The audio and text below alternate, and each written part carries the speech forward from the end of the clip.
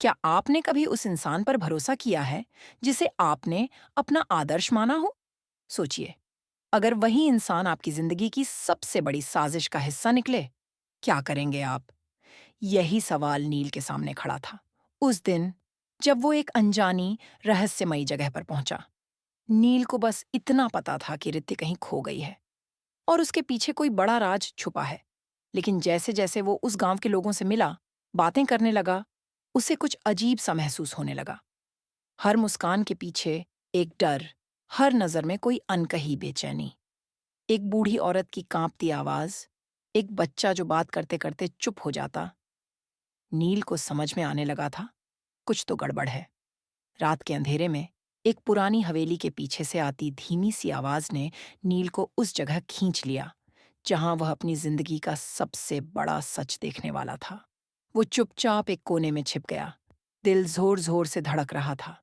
सामने एक आदमी खड़ा था, चेहरा मास्क से ढका हुआ।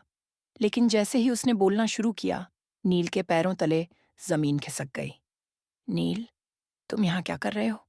वो आवाज, वो अंदाज, ये तो जीतू काका की आवाज थी।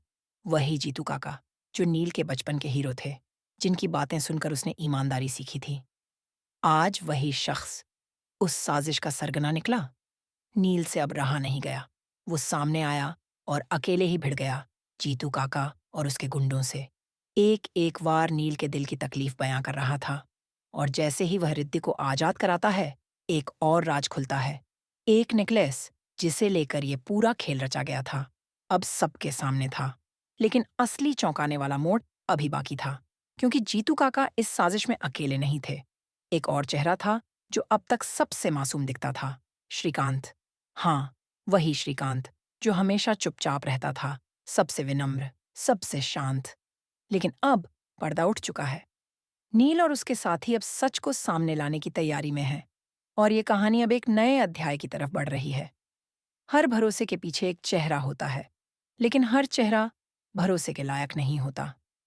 With that said, thanks for watching and until next time. क्या आप चाहते हैं जानना कि श्रीकांत की सच्चाई क्या है?